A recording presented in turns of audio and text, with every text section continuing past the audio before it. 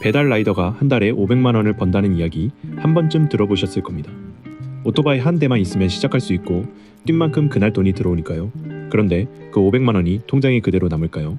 먼저 답부터 보여드리겠습니다. 매출 500만 원인 전업 라이더의 실수령은 380만 원 안팎입니다. 그마저도 프로모션을 다 챙기고 하루 12시간, 주 6일을 달려야 겨우 나오는 숫자예요. 오늘은 이 500만이 어떻게 만들어지고 어디로 빠져나가는지 건당 단가부터 하나씩 깔아보겠습니다. 같은 배송이라도 택배 기사와는 계산서가 완전히 다른데 그 차이도 같이 짚겠습니다. 구독과 좋아요는 제작에 큰 힘이 됩니다. 먼저 이 500만이 어떤 매출인지 봐야 합니다. 배달 한 건이 기본 배달료는 서울 기준으로 3,000원대 초반입니다. 이걸로 500만을 채우려면 한 달에 1,500건 안팎을 쳐야 해요.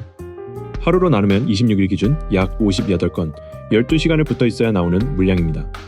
그런데 기본 단가만으로는 여기까지 잘 안 옵니다. 비 오는 날 할증, 심야 할증, 그리고 며칠에 몇 건 하면 얼마를 더 주는 미션 프로모션. 500만이라는 숫자는 이 할증과 프로모션을 빠짐없이 걷어냈을 때의 매출입니다. 그러니까 500만은 평범한 달의 평균이 아니라 조건이 다 맞은 좋은 달의 매출이에요. 여기서 배달 매출의 급소가 나옵니다. 매출의 결정권이 라이더에게 없다는 겁니다. 기본 단가는 플랫폼이 정하고 할증과 프로모션도 플랫폼이 켜고 끕니다. 신규 라이더를 모을 때나 배달 대란이 우려될 때는 프로모션을 크게 겁니다. 그러다 라이더가 충분히 모이면 그 프로모션을 조용히 줄입니다. 똑같이 12시간을 뛰어도 프로모션이 있던 달과 없는 달의 매출이 크게 벌어져요. 내 수입의 가장 큰 변수를 내가 못 정하는 구조. 이게 배달 매출의 성질입니다. 같은 배송인데 택배 기사와 배달 라이더는 비용 구조가 갈립니다. 택배 기사는 건당 800원짜리를 탑차에 수백 개 싣고 넓게 돕니다. 차값이 제일 큰 부담이에요. 배달 라이더는 건당 3,000원대를 오토바이로 한 건씩 나릅니다. 단가가 높은 대신 물량이 적죠. 택배는 대리점에 소속돼 매출의 10에서 15%를 수수료로 뗍니다. 배달도 대행업체에 소속되면 프로그램 사용료와 관제 수수료를 뗍니다. 그래서 매출은 배달이 커 보여도 비용을 빼고 나면 두 직업의 실수령이 비슷하게 수렴합니다. 이제 매출에서 빠지는 걸 보겠습니다. 첫 번째가 오토바이입니다.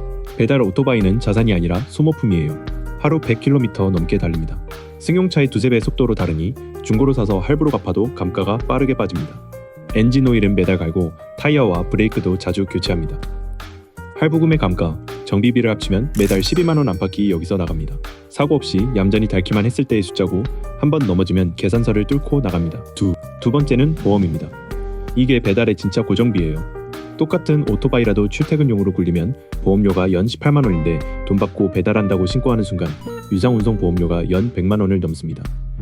금융감독원 발표 기준으로 배달용 1륜차 평균 보험료가 연 103만원이에요.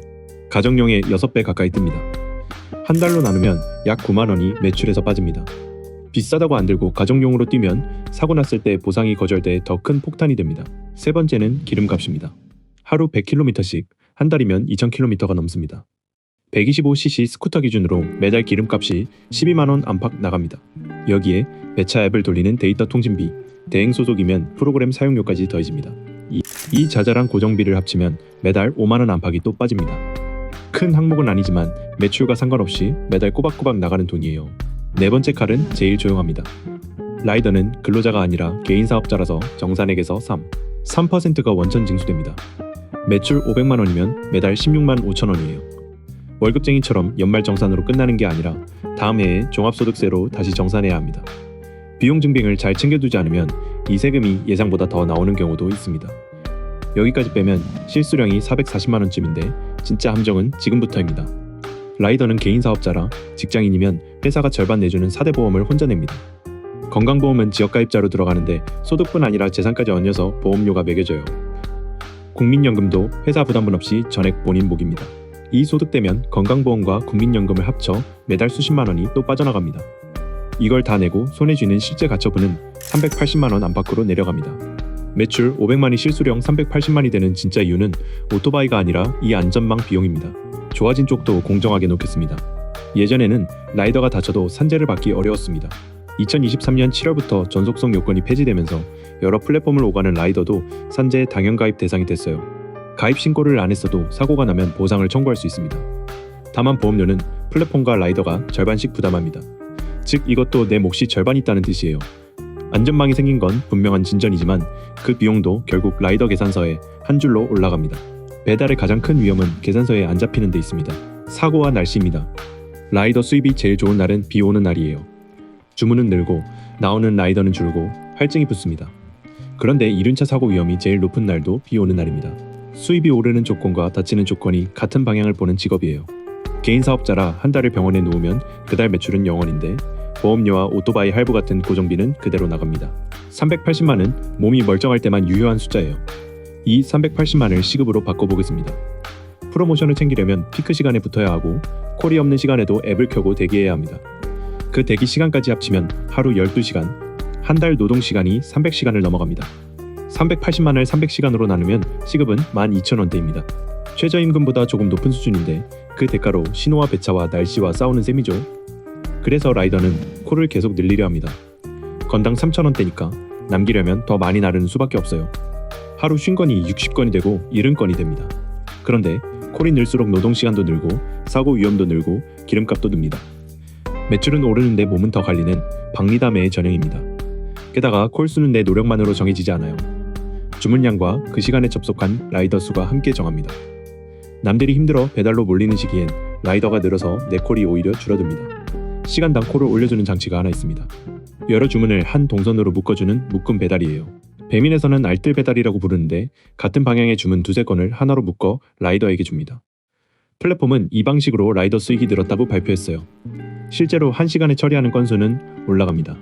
그런데 묶음 배달은 건당 기본료가 아니라 픽업 얼마, 전달 얼마로 쪼개져 있습니다. 두 건을 묶으면 픽업 한 번에 전달 2번이라 건당으로 치면 단가가 오히려 내려가요. 수익이 늘었다는 말의 실체는 시급이 오른 게 아니라 같은 1시간에 오르내리는 횟수가 늘었다는 뜻입니다. 효율화의 이익을 시간당 돈이 아니라 노동 밀도로 갚는 셈이죠. 라이더에게는 대체 인력이라는 게 없습니다. 아프거나 일이 생겨서 하루를 쉬면 그날 매출은 그대로 0입니다. 그런데 오토바이 할부와 보험료, 통신비 같은 고정비 시계는 쉬는 날에도 멈추지 않아요. 매출은 0인데 비용은 계속 나가니 쉬는 날이 곧 마이너스인 셈입니다. 그래서 웬만해선 못 쉽니다. 열이 나도 비가 쏟아져도 오토바이에 시동을 거는 이유가 여기 있어요.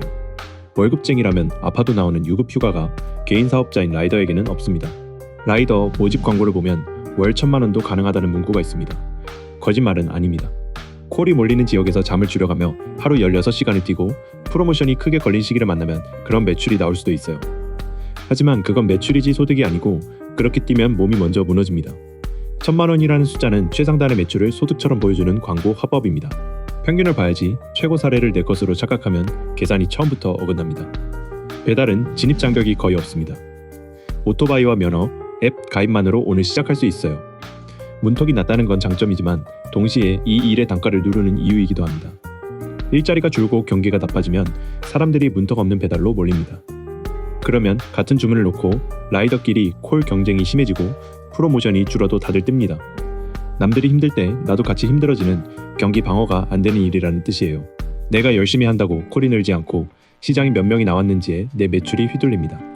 이 계산에도 예외는 있습니다. 이미 오토바이가 있고 저녁 피크 두세 시간만 뛰는 부업 라이더입니다. 피크만 골라 뛰면 시간당 콜이 많아 실질 시급이 올라가고 오토바이 고정비는 어차피 나가던 몸이라 추가분만 잡으면 됩니다. 배달한 시간만큼만 내는 시간제 보험을 쓰면 보험 부담도 얇아지고요. 이 일은 전업으로 하루를 다 채울수록 시급이 내려가고 빈 시간에 끼울수록 시급이 올라가는 도구예요. 배달을 전업으로 고민한다면 4가지를 확인하세요. 첫째, 내 지역의 실제 단가입니다. 서울과 지방은 기본 배달료가 300원에서 400원씩 차이 납니다. 둘째, 보험입니다. 유상운송 보험료 견적을 먼저 받아보세요. 무보험 배달은 선택지가 아닙니다. 셋째, 대행 소속이면 프로그램비와 수수료가 얼마나 돼 있는지 계약 전에 확인하세요. 넷째, 매출이 아니라 실수령으로 기록하세요.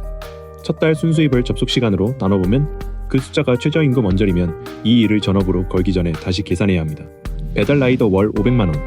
그 숫자는 매출이지 소득이 아닙니다. 오토바이도 연 100만원짜리 보험도 기름값도 원천징수 세금도 전부 라이더 몫이고 직장인이면 회사가 절반 내주는 건강보험과 다 빼고 나면 손에 쥐는 건 380만원 안팎, 하루 12시간을 프로모션까지 챙겨 달린 대가예요. 그마저도 프로모션이 줄면 매출부터 흔들리고 한번 크게 다치면 그달 수입은 0이 됩니다.